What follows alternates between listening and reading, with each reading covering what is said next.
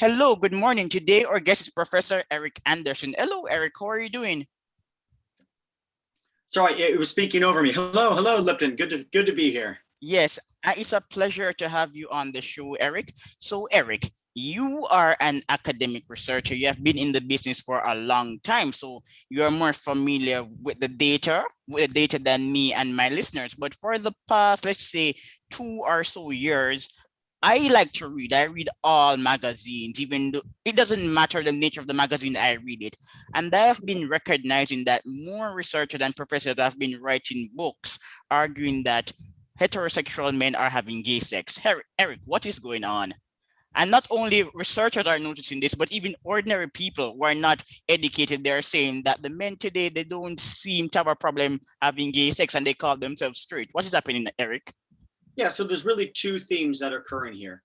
The first is that there is a percentage of men who have always had sexual desires for both males and females, and who have identified exclusively as straight, but have also, had not relationships, but sexual interactions with males. And those men have gone by many names in the past, including MSM, men who have sex with men. And then increasingly, what we're seeing is those men are coming out, and they're coming out as bisexual. Now, that doesn't necessarily mean that they're identifying themselves as bisexual to their peers or putting it up on Facebook or other social media.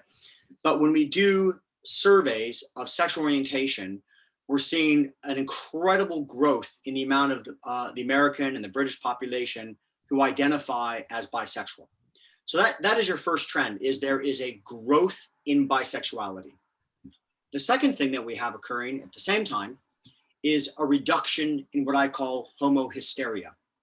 Now, homohysteria is it's a bit longer to explain. Are you ready for that now? I mean, well, Eric, we're going to be discussing some of your articles, so we may not delve deeply into homohysteria. But in our private email, I told you that you have actually underestimated the decline of homohysteria. Well, thank you for that. There are some academic peers out there who I wish would listen to you. Yes, you have underestimated this, and I'm speaking from experience. When I have conversations with ordinary people, normal people, people who are religious, people who are homophobic, they all agree that people today don't seem to be that interested in sexuality. They see it as a personal issue.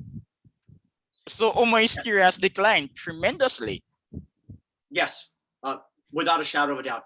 And there's a true generational effect here, in which the younger you are, the less of a big deal one's sexual orientation is to you. And we've shown that for a few generations now, but it is absolutely paramount with youth today.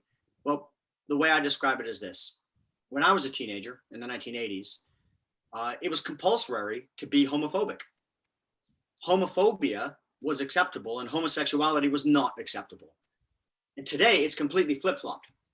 It is absolutely not acceptable in youth culture to be homophobic at all. And with that great reduction in homophobia comes a lessening of the boundaries that once held people down. And this occurs for both males and females, but we see a bigger change in men's lives than we do in women's lives, because men in the 1980s were more restricted by their gendered performances and their sexual acts, of course, than women were. And so that is essentially what a reduction in homohysteria is. I mean, a nutshell way would be to say it's a reduction in homophobia. It's a bit more complicated than that, but yeah. And so what we're seeing now is young men engaging in a variety of behaviors that people my age back then, you would have been called gay for, and today we just don't. So we see incredibly high rates of young straight men kissing each other. Yes, you have a study on that titled "The Mixed Method: Same-Sex Kissing on College Campuses." You can go ahead and tell us a little about it. Fantastic. In fact, I have 3 studies on that, and so all with varying percentages. But I've got a study in the United Kingdom, I've got a study in Australia, and I've got a study at 11 universities across the breadth of the United States. And what we show in all of these studies is varying rates of men kissing each other. Now, these kisses occur in multiple ways. Sometimes they're just on the cheek, but they're often quite, on the lips. In England, I believe, and I have to look at the exact study again because it's been a decade since I did it, but it was 88%, I believe, of young straight males in British universities kissing each other. Now, this behavior happens before university today. And these kisses, they're sexual because they're kisses, but they're not sexual because they're not intended to bring sexual gratification. And it really shows you that there's a context around kissing. I kiss my children goodbye when I drop them off for school. So it's the act of a kiss, but the social context is entirely different. And so they're engaging in these kisses, but they're also engaging in kisses that are way more passionate than you would see a father kiss a son. And these kisses, they look quite sexual. The exact contextual meaning to them, is it a lark? Is it for fun? Is it for what purpose does it have? That's debatable. But nonetheless, they are happening. And in the United Kingdom, I showed 40% of men had made out with another guy. And so this is, really prolonged, engaged sexual act, semi-sexual act, I call it.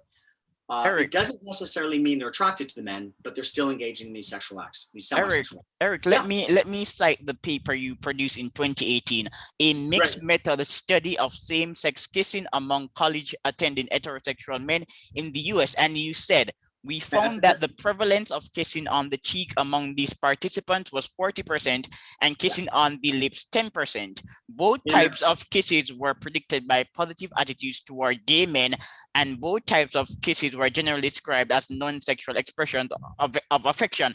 Eric, I think that this is a consequence of the rise of the bromance. Well, I've got a book coming out on that in a couple of months now, so that's a great title. Thank you for that, Lipton. The Rise of the Bromance. Do you mind if I just write that one down while we talk? Not a problem, Eric. I'm just calling it The Bromance, but I like the Rise of. Okay, thank you very much for that.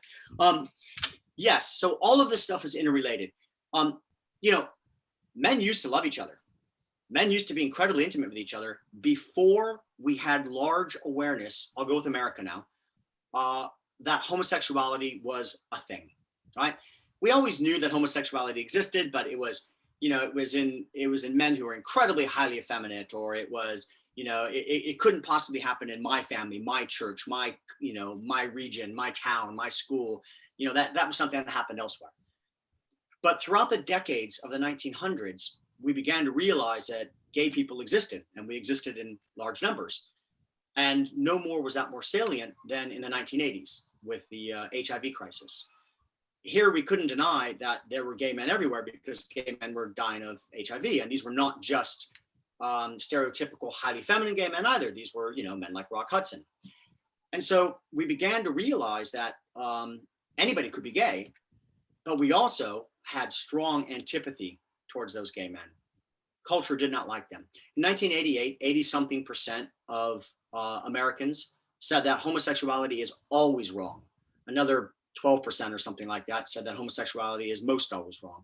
So it was really high antipathy. It was wound up with a fundamentalist Christianity and Ronald Reagan and neoconservatism.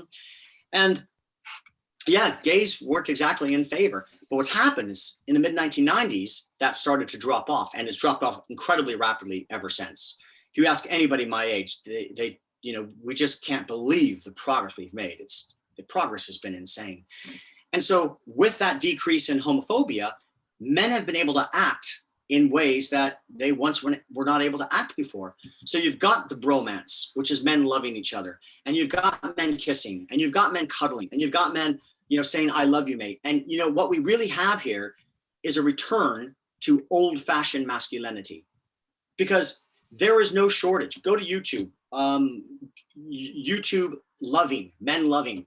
And you'll see thousands of photos of men in embrace, holding each other. Now, the authors of that YouTube channel have it wrong. They say that, these were gay men that were out and brazen about it back then. Not a chance. No, they were not. They were straight men, and that was a perfectly acceptable thing for straight men to do back then, because nobody suspected that their friends would be gay. I call that a state that is before homo hysteria. And then the 1980s was homo hysteria. We all knew gays were there. We didn't like them. So we acted any way we could to dispel the idea that maybe I could be gay. So men didn't touch each other. They weren't emotional with each other, and they didn't love each other the way they do today. Well, Eric, I like your nuance because you're basically reminding us that homosexuality as a concept was invented. Historically, men were homosocial. Even in the non-Western world, homosexual relationships were never defined in a sexual sense. The sexual connotation came later with Western colonialism. Yeah, I think what we really see is that men engaged in sexual behaviors, it's often been said that men engaged in sex with men for recreation and engaged with sex with women for procreation. And again, this is complicated, and I don't want to add what we call presentism, like current day thinking, onto what was going on back then.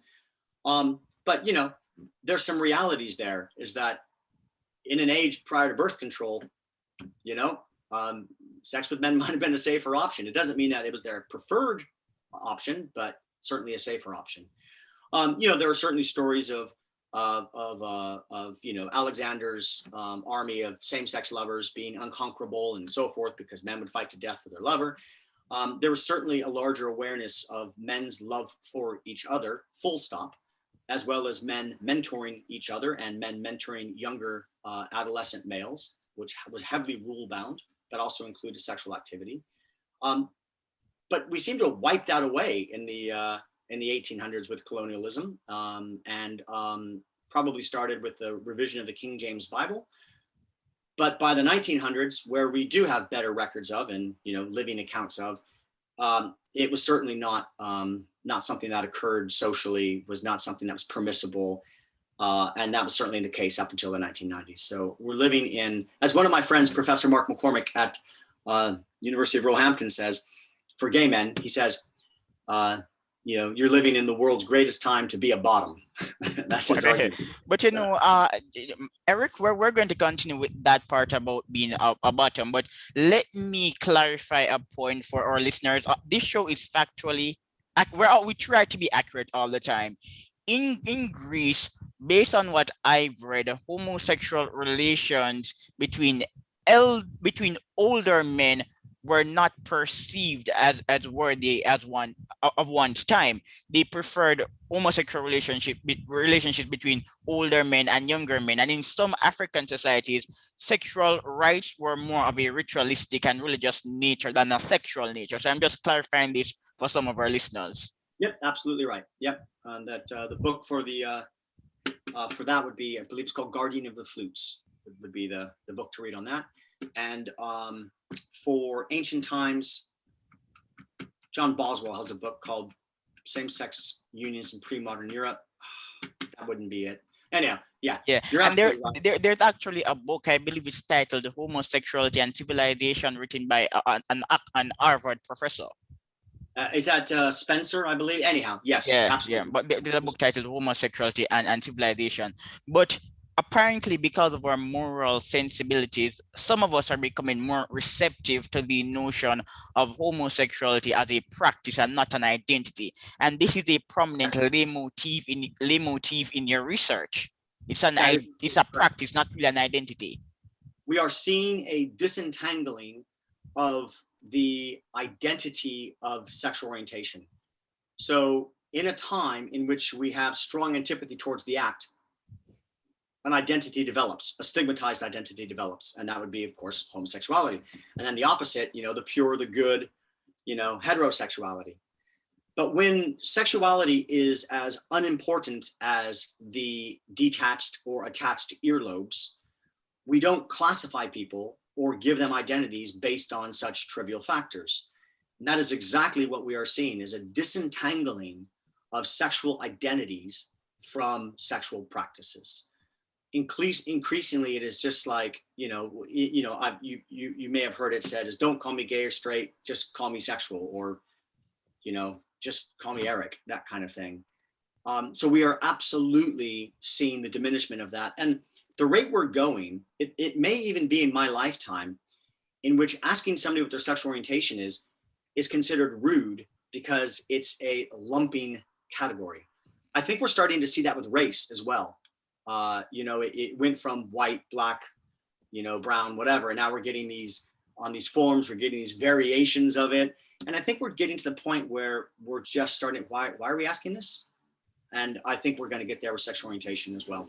Yeah. So Eric, the one drop rule has also been in decline, and your paper is titled "I Don't Mind Watching Him Come: Heterosexual Men Threesomes and the Erosion of the One-Time Rule of Homosexuality." And there's an interesting quote by a guy in your paper called Theo, and I am going to read Theo's quote, and he said, "Having sex with a guy does not disqualify one from being straight. At university, you definitely do not know what you are, and everybody tries something new at least once." So there's two things occurring with that quote. The first is, he may be being a bit grandiose in a statement that, not everybody knows what they want and everybody's trying stuff on. That's probably a bit grandiose. But the general point is absolutely there, that is the direction that the culture is moving, and it's moving quite rapidly toward.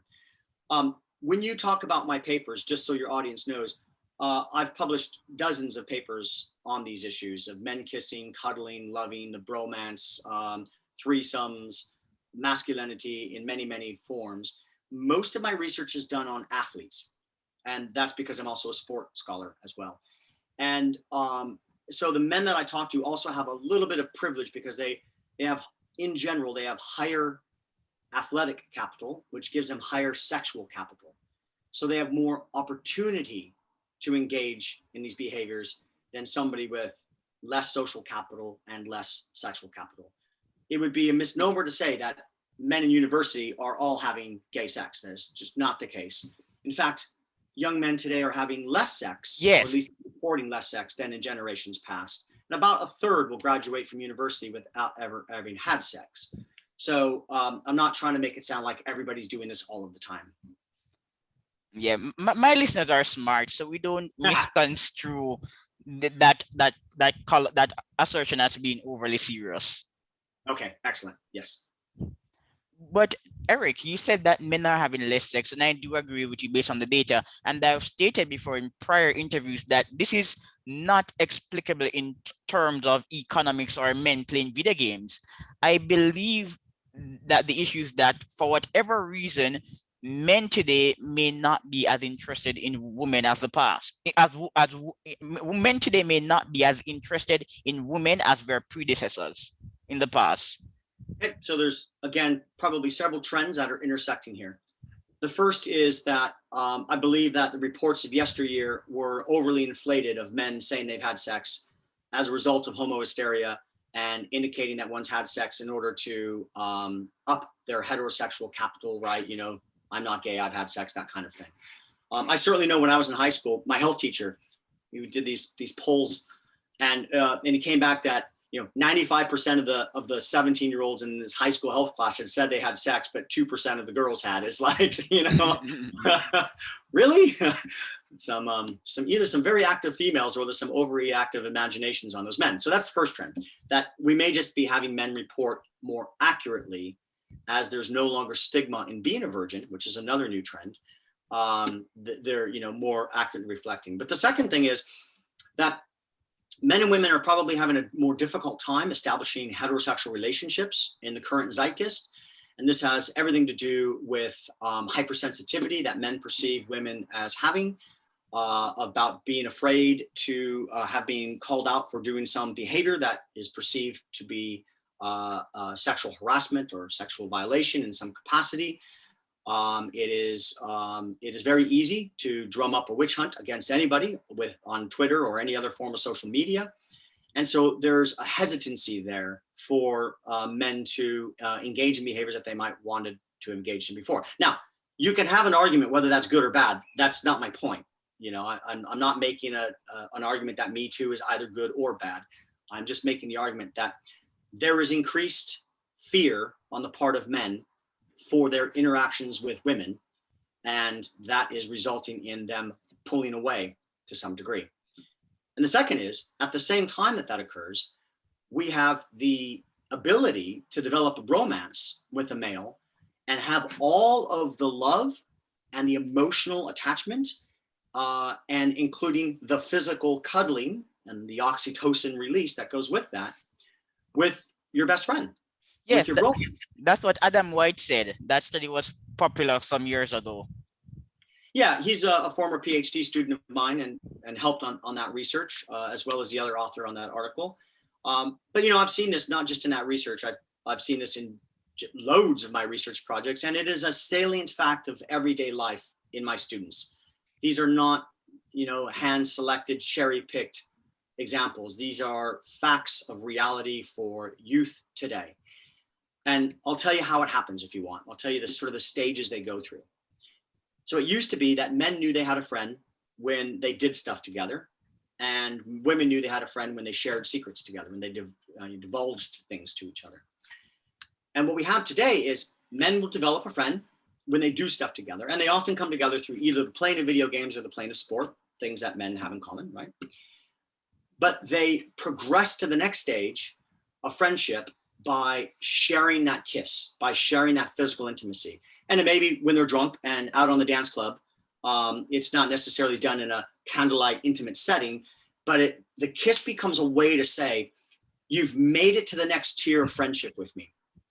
And then after that, the emotional divulging comes along. And this is the beginning of the bromance.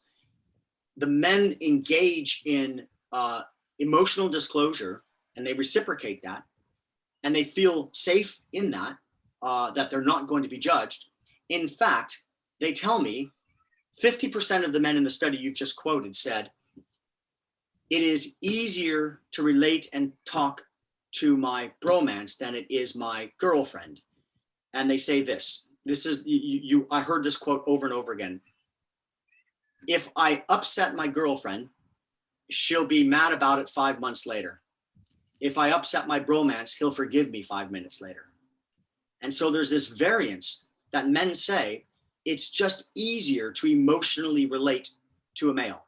Now, whether you believe that male and female emotional states vary by society, by socialization, or by gender, by biological construct, is not important here.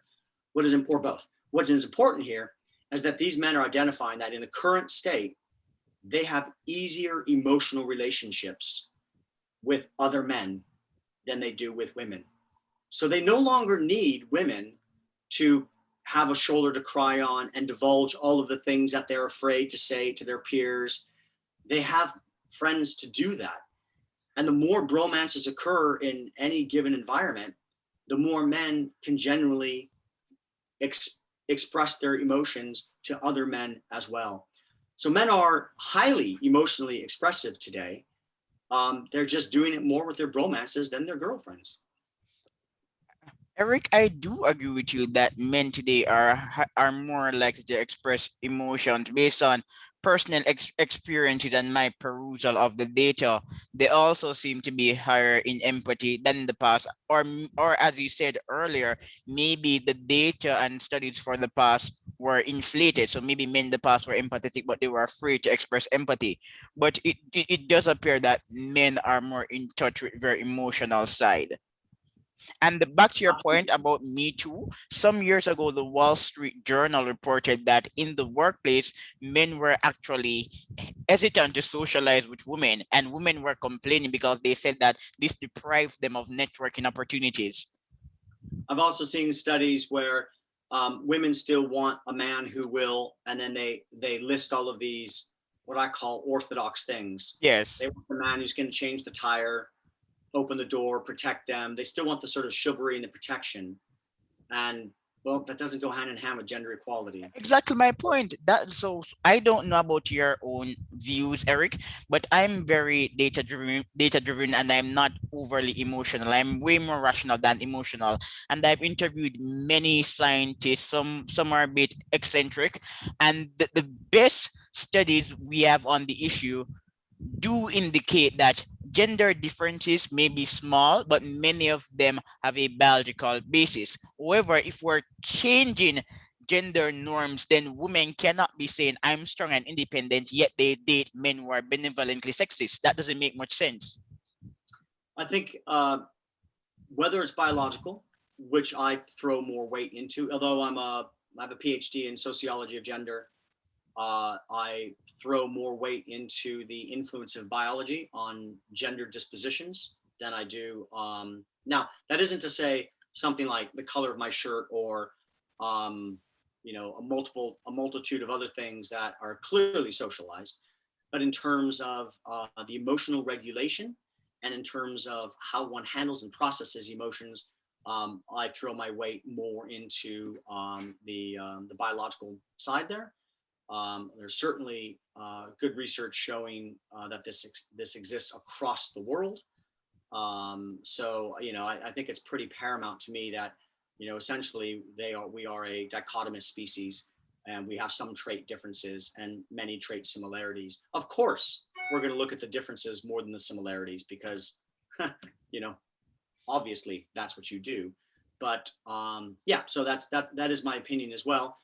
And so it is no surprise to me whatsoever that men feel that they know how to relate to another male to discuss their emotions than to a female. And it is no surprise that women continue to do as they have always done, divulge their secrets to their girlfriends more than to their husbands or boyfriends, to feel that their girlfriends understand them better. This isn't a sexist proposition either way. Eric, are your colleagues aware that you take the science of sex differences seriously?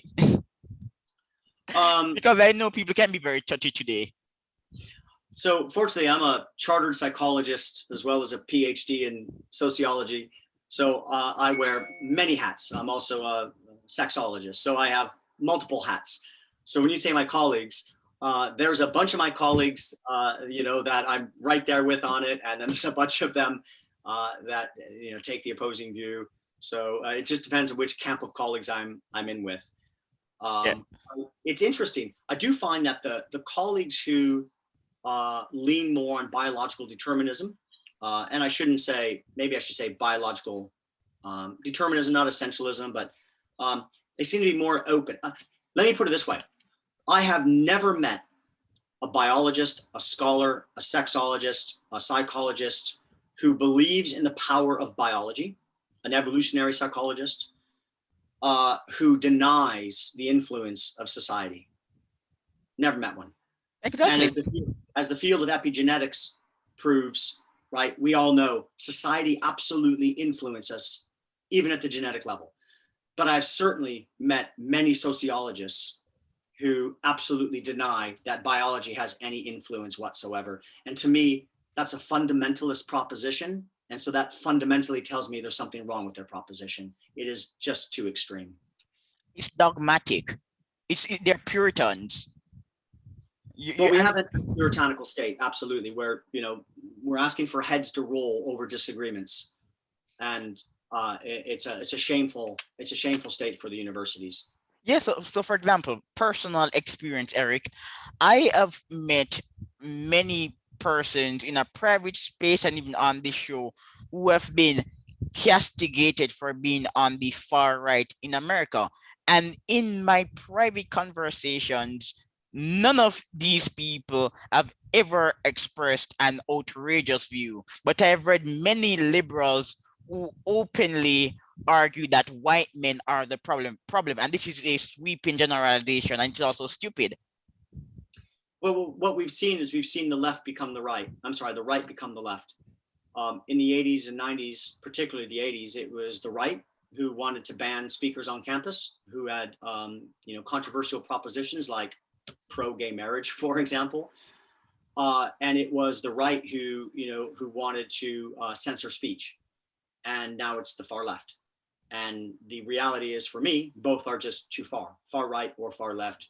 If it's got the word far in it, it's too far for me. And then that's quite meaningless, because far right is a useless term. I don't know of any serious person who likes that designation. It doesn't mean anything. Yeah, well, I'm not in the business of determining who's a serious person Yeah. or not. I certainly know people who identify with the label far right, Americans particularly, who identify with the label far right, and they wear it as a badge of honor. They They may not be academics, but they have the right to wear that label. So I'm not in the business of bashing the far right or the far left and saying that either is, worse than the other. To me, currently, they each have problems that that manifest in different ways. For academics, the left seems to be more of a problem today than the right. Now, maybe with funding, the right might cause more problems, particularly if you're in stem cell research or other topics like that. But in the social sciences, the academics today, we now fear those on the far left. Yes. But for me personally, Eric, whenever I am interviewing an academic or even if I'm just writing a short piece, I like to get my philosophy and data correct. And I recognize that we live in an age where people use words loosely. And I have a big problem with that. So I'm the type of guy, instead of looking at a lame designation, I will contact the person who coined the label to get his or her opinion. Yeah, I'm against the loose use of language and concepts for academics.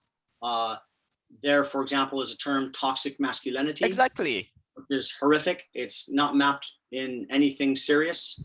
It is a term of slander, is an overgeneralization, and it wouldn't be acceptable if we put the word toxic on front of anything else. But if you're referring to males, it seems to be acceptable in the current zeitgeist. I'm thoroughly opposed to that. I've published opposition to that. I'm also opposed to the generalization of men as a whole.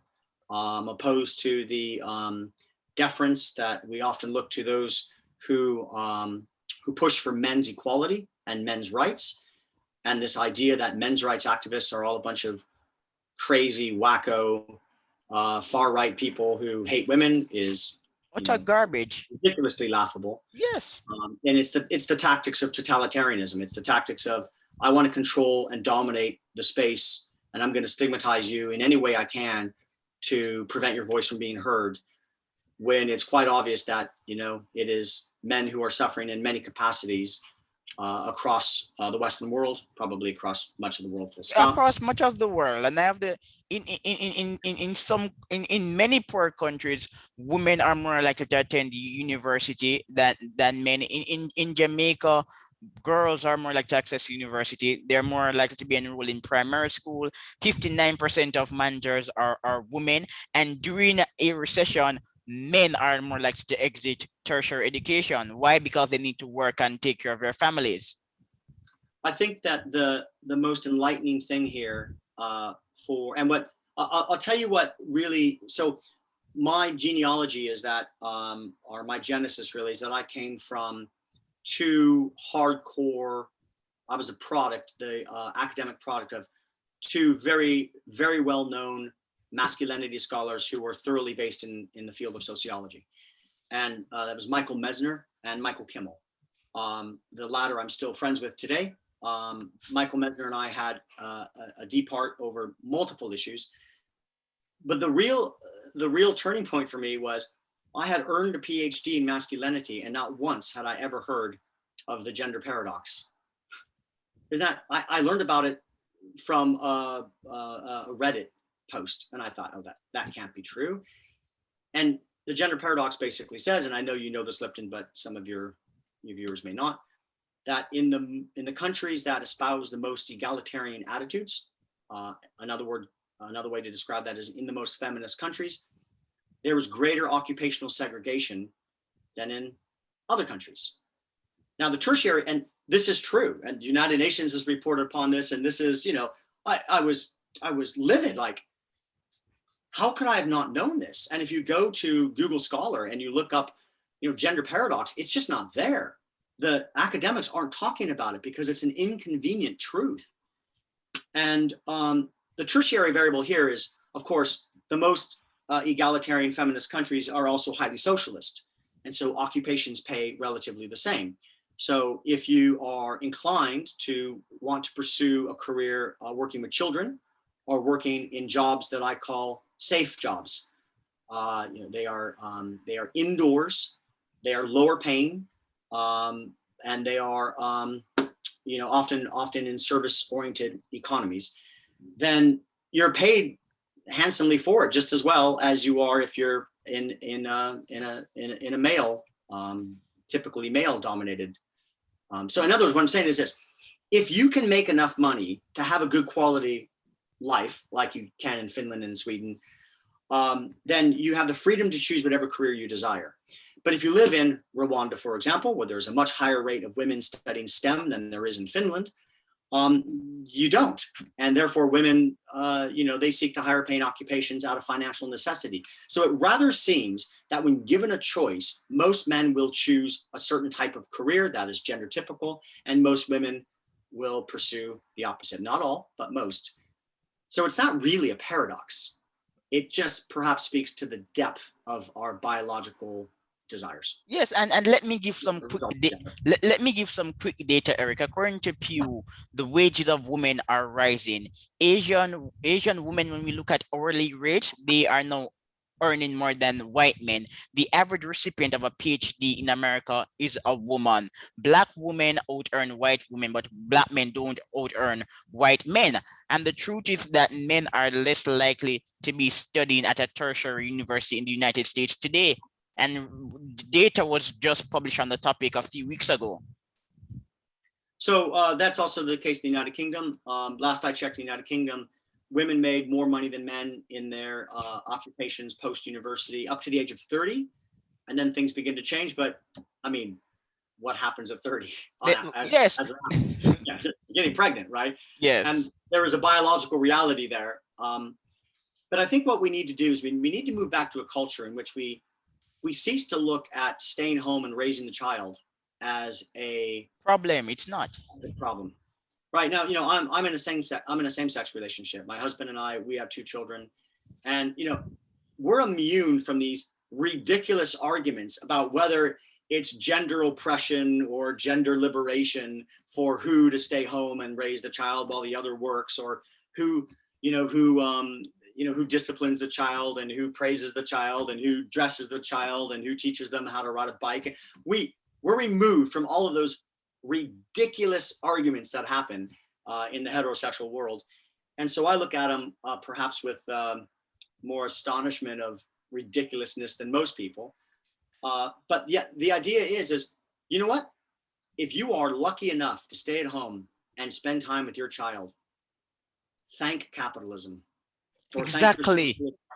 Thank what has enabled you to do that, whether that be your husband or your wife who's making enough money, or your government who's kicking in enough money to allow you to do that. Be grateful, because childhood is short. Yeah, I don't know. Well, more than likely you are familiar with her, or maybe you read her at some point in the past, but her name, Ann Cod, she has an article on feminist capitalism. Capitalism, Ann Cod, I think that's her name. I don't think I know it. Yeah, so she had an excellent article making similar points. Capitalism, yes, has benefited women and men, but especially women, because women are coming from a lower base. And for the most part, if you stay home and raise your children, they love you. Yes. Yes. I tell my students, I say, you have it better than any king or queen. I know it's maybe confusing to your listeners. I'm an American academic trained in America who moved to England. So, I wear both hats here. So my students are British. And I say to them, you live better than any king or queen of England, apart from the current queen, has ever lived in the history of humanity. You have better quality of life. You have healthy, clean food that won't kill you, that you don't even think about when you eat. You don't have to drink beer instead of water, because we now have healthy, clean water. You've got the best medical services in the world. Your life expectancy is longer than it's ever been. The quality of life, and I don't care how poor you are, you still manage to have one of these magic devices. We are living well. We are living well. Thank you, capitalism. Yes. John Stossel enunciates the point all the time. And what is also fascinating is that developing countries benefited from capitalism, especially the countries that adopted an open trade policy. So that's beyond my expert. That's beyond my, but I certainly know that, in many rural African places, they're rolling out iPhones without ever having to roll in cabling. Like they've benefited. They just skipped that whole phase, right? And you put up a cell tower and everybody can be serviced for however many miles around. So there's certainly no doubt that they're benefiting from much of the inventiveness and the financial resources that the West has brought. And I think that there's no better example of the power of science and capitalism than the COVID vaccines. Well, the world's eyes were upon the West to save them. well, yeah, Eric, I don't like to prejudge people, but because I've read many of your studies pertaining to sex, but because of your profession, you're in a field where I have never done a study, but I'm assuming that many people they lean to the left, so they may not agree with what you're presently saying. So before the interview, I was just expecting us to discuss your research relating to sex and these issues. I wasn't expecting you to agree with me on economic issues. Right, and I'm happy to jump back to whatever you desire. Yeah, I was not. In my mind, I'm saying, my God, this guy, does his colleague understand his brain? I think many of my colleagues just wish I wasn't there. Yeah, but you sound like any right-leaning libertarian. Yeah, I guess it probably depends on the issue. Yeah. I describe myself as a political centrist, pro-capital, pro-calm down, both you right and left wingers, take a deep breath and relax academic. Yes, but we're going to get. I'm data driven. I'm not ideology driven. I'm data driven. And if the data drives me to the right, the data drives me to the right. And if the data drives me to the left, the data drives me to the left. So I just consider myself a data-driven centrist thinker. Yeah, like myself, but I'm not centrist. I'm on the libertarian right. But let's get back to your research. Okay. Eric, so Reddit is actually a beautiful oasis for the type of research that you are doing. Recently, well, not recently, but some time ago, QWERTY magazine had a feature on straight men. Some of them are on Reddit, and they were anticipating these homosexual and homosocial experiences. And when I read it, it was a shocker. But then I said, no, this squares with the literature compiled by people like Tony Silva. For many of these men, if you're able to have a homosocial or homosexual relationship and remain straight, it means they're truly straight. So they're using sexual practices to authenticate heterosexuality. Am I correct? This is just my observation. I lost the train of thought a little bit. Can you break that down into a point? So I was talking about QWERTY, and QWERTY had a feature on Reddit. So some of the men on Reddit, they were anticipating these homosocial and homosexual experiences. And at first it sounded a bit weird, but looking back, I believe that it squares well with the research compiled by people like Tony Silva, who argued that men employ these practices to authenticate heterosexuality. So if you can engage... Right, that is just... So I hear this. I heard this. Let me give you an example.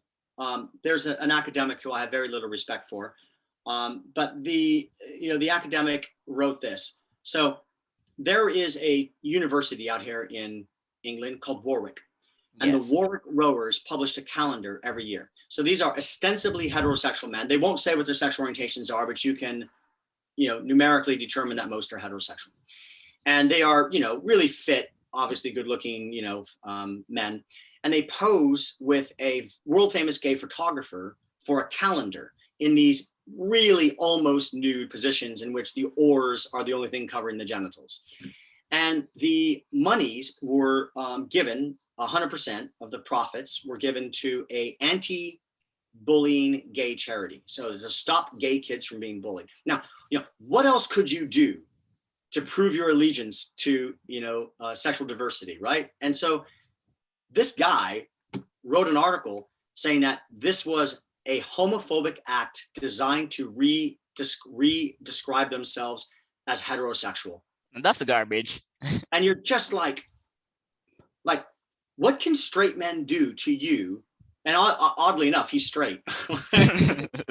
If these guys are homophobic, then what are you? Because I don't see you posing nude for gay men. What can straight men do to not be demonized? Well, I don't think that some researchers are demonizing them based on my example, but the argument, and even in your research, it is you interpret it a bit. Some of these men, maybe subconsciously, they believe that if you're truly straight, then you have the latitude to engage in all sorts of activities. So, with my research, the rising identity is not truly straight. The most popular identity is mostly heterosexual and not exclusively heterosexual. Rich Savin Williams has pioneered this research out of Cornell in America. Yeah. And we've looked at this in both America, and some of my former PhD students have looked at it here in England as well, that young straight men just don't identify as heterosexual. If you give them a scale, they'll identify as mostly heterosexual. And that chimes in with some of my research on rugby players in this country and football players, so soccer players. So, in England, this is a highly masculinized endeavor, right? And I've got a few hundred of them, and this also chimes in with the YouGov study. And here's what we find. If you give the same scale of masculinity and you say, exclusively masculine, mostly masculine, right on down to exclusively feminine, the men my age and older, they majority 60, 70% mark exclusively masculine. But it drops with each generation. And when you get to youth today, 18 to 25-year-olds, 0% mark exclusively masculine. And the shift is towards slightly more masculine than feminine. And, welcome to the 21st century, where these ridiculous notions of just straight have gone by the wayside. And masculinity. And isn't that interesting? Back to the toxic masculinity thing, is as at the time in which men are identifying as less and less masculine. Exactly. The term toxic masculinity comes up now. Like, where was the term in the 1980s? I just have to laugh. I was like, guys, you're a little bit late to the party here. Do you know what's funny, Eric? This lady, she produced a list and she called it the shitty media men's list. And some of these men, maybe they're innocent, I don't know, but many of them lost their position and prestige. And one of the victims actually wrote an article defending her. So in an age where men are succumbing, in an age when men are succumbing to the demand of women, they're seen as toxic. Yeah, it's just nonsense. I can tell you, I've been to several men's rights activist conferences, probably the leading conference, the International Association of Men's Rights. And I can tell you that when I present data to them about men becoming more emotionally disclosive of each other and of men kissing, I can tell you that shift exists there as well, that the older activists, men's rights activists, think that that's a mistake. They think, and they make ridiculous arguments. Like, a good friend of mine makes this argument all the time. Mike Buchanan is his name. He's sort of a big wig in the men's rights field. He's not sort of a big wig. He's a huge name in the men's rights world. And he has this firmly entrenched belief that that men need to be chivalrous. I'm not chivalrous. That men need to be stoic, because if they're too emotional, then when it comes to having their child pulled away from them from the courts or being forced to go to war, they're going to be too much of an emotional wreck. And I kind of laugh and I say, Mike, the draft is over. Like, we're not going to be forced compelling boys to go to war. And even if we do, they're going to be using their iPads to control the drones, not, and so it's a bit archaic to me, but you see that shift, and it runs along the same age. The men's rights activists who are younger just think, well, of course we should be emotionally disclosing to each other, and of course we should be able to cry, and of course we should be able to kiss other men and have romances and all of that. So there is that that disparity in views. Yeah, that paradigm shift. That paradigm shift. Yeah. That paradigm shift exists everywhere, except for on the far left sociologist of gender. To them, men are still as bad as they've ever been. But Eric, do you know what's really hilarious? People criticize the men rights movement without recognizing that it is impacted by the desire to form strong families. Many of these men believe that the court system is unfair to men. So maybe if the court system was a bit more... believe that. That is an absolute empirical reality. I have interviewed Yeah, I do agree with you. I have discussed the topic with scholars on this show already, but this is the point I'm making. If we had a more balanced court system, maybe a men's rights movement would not exist. Of course. Therefore the men's rights movement exists because men are interested in being fathers. Absolutely. Without a shadow of a doubt, the reasons that men are drawn to men's rights activists isn't really about the fact that men can be drafted and women can't, because that doesn't affect their everyday experiences. Most men who are drawn to it have come to it from having their children robbed from them unfairly in divorce court, and women being privileged in that capacity. They may have come to it from feeling like that their gender is not appreciated or respected, or they may have come to it from circumcision issues. But there's a host of reasons. But the big one and the sad one is these men who have their children ripped from them in less than equal percentage with their wives. But can I throw a little bit of self grandiosizing as well as hope to you?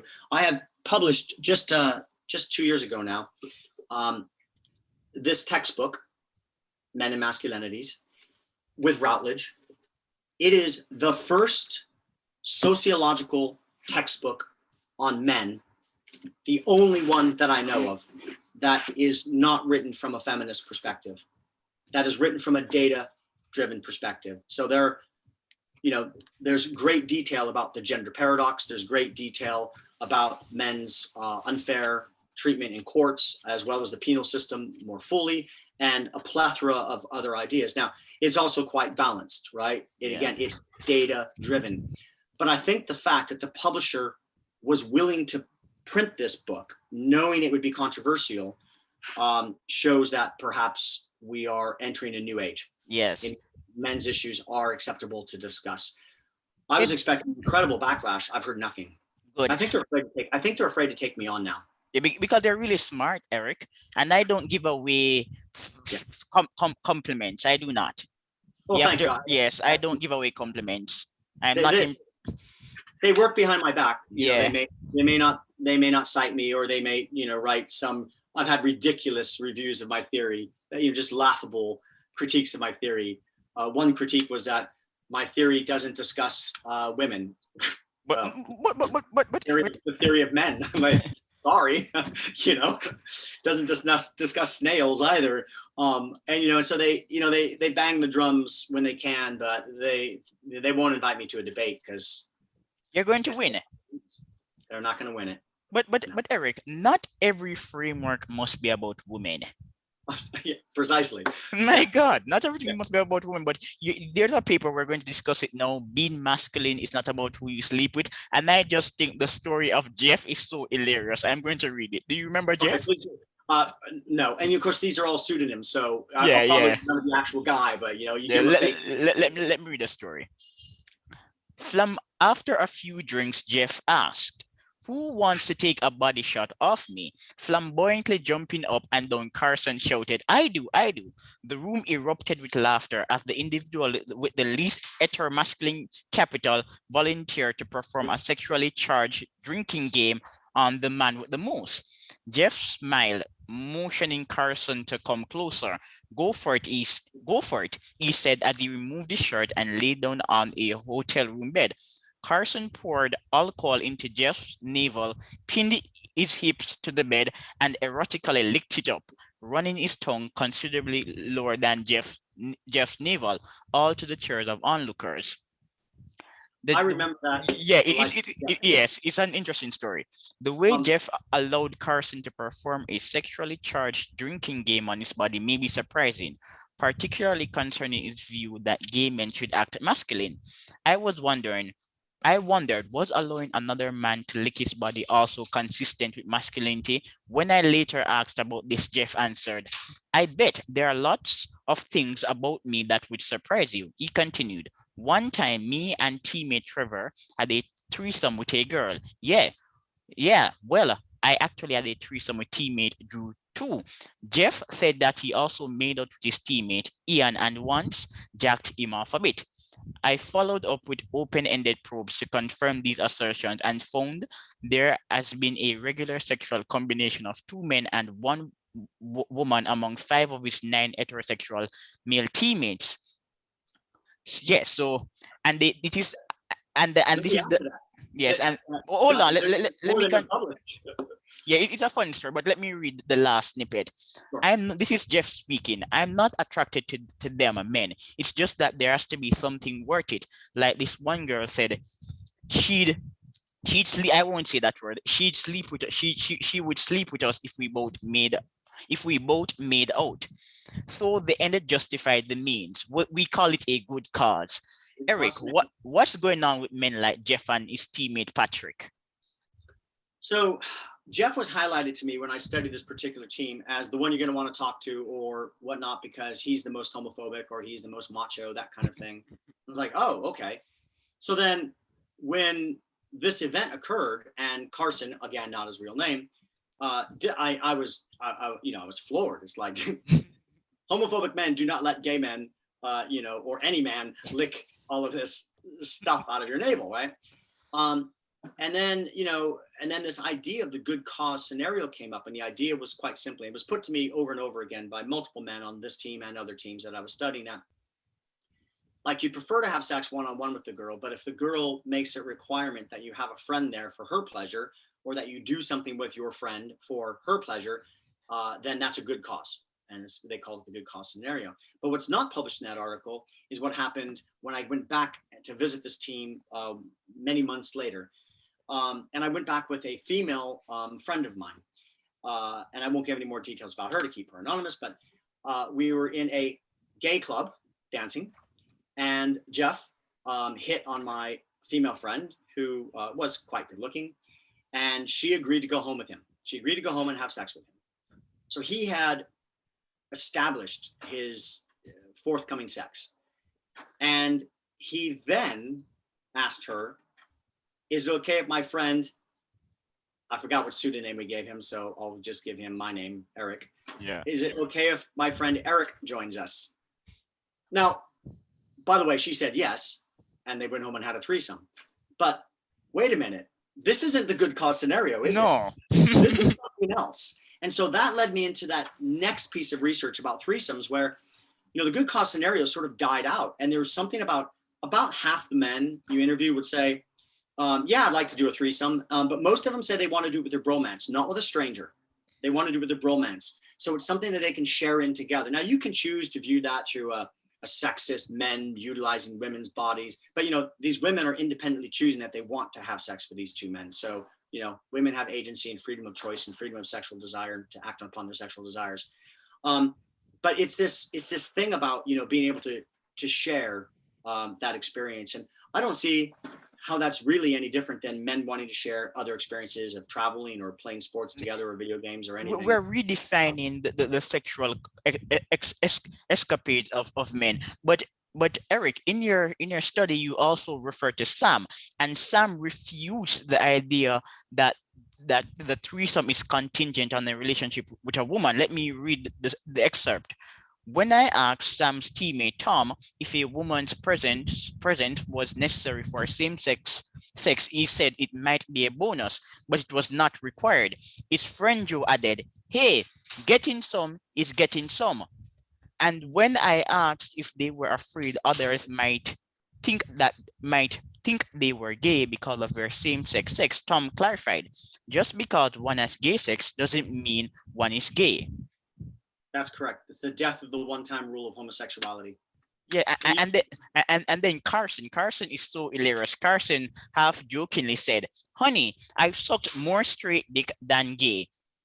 Yeah, it's almost to the point that when a guy tells me he's straight, I just want to say, yeah, you are straight to bed.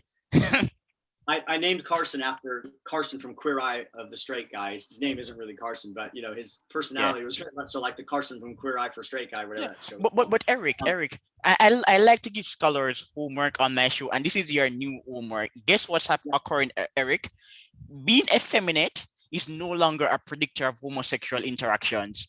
Based on what you have said and other studies, it appears that hyper-masculine men are more likely to engage in gay sex. You could certainly view it in that capacity. there may still be a little bit of the fact that the hypermasculine men, particularly athletes, are shrouded in heterosexual capital. Yes. And so they're more permissiveness to engage in these activities than a nerd. I don't really think we're to the point yet. I think we will get to the point, but I don't think we're to the point yet where, you know, a stereotypical nerd is going to be able to engage in sex with another male and not have at least some homosexual suspicion cast upon him. I don't think we're to that point yet, but we certainly are with, you know, more gender typical and those in high social. Yeah, because masculine men have heterosexual capital. That this is why they can act like homosexuals and not endure reputational risk. So for example, I remember masculine students who would act gay but they were straight. They have capital that effeminate students don't have. And secondly, they're more likely to have a bromance. The nerdy, rational, intellectual guy doesn't have many friends, so he's less likely to be invested in social bonding.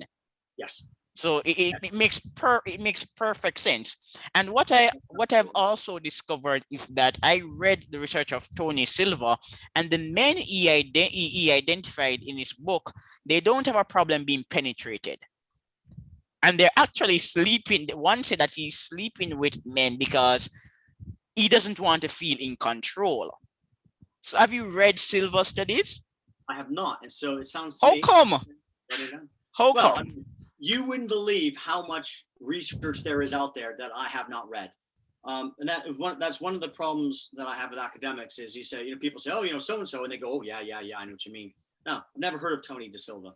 No, not Da Silva. It's Silva, not Da Silva. Silva. Silva, S-I-L-V-A. Yeah. So it's Tony Silva is actually a big name today, Eric. He has a new book out on the sexual activities of rural men. So many of these men, usually over 40 and are in their 50s, when their wives are no longer able to accommodate sex, they sleep with men because they argue that women are clingy, so they prefer to sleep with a man. But Tony Silva has been featured. Yeah, his research is quite interesting, but I'm just always surprised that based on his descriptions, these men, they sound so masculine. Yeah, I'll need to check that out. Absolutely. Yeah, they sound masculine, but Eric, we could go on and on. We're wrapping up now, but it is a pleasure. It is a pleasure to speak to you. You have a wide knowledge base, and I thoroughly enjoyed the conversation. What are your last words? Because this is an interesting topic. We could go on and on. Absolutely. Thank you, Lipton. That culture is changing at a dramatic rate when it comes to men's masculinity and men's sexualities. So keep your eyes peeled on this space because, you know, who knows what's around the corner. Yeah. And men today are not what they used to be. And if you assume that men are the way they used to be, then you're committing an act of prejudice. Yes. And before I go, I must say, Eric, some of these women don't have a problem with their husbands being gay. They even join in the threesome with the gay partners. That's something you could look up. The monogamy is also on the decline. So, you know, the social restrictions are coming off. And, you know, it allows more people to explore and engage in what it is that makes them happy.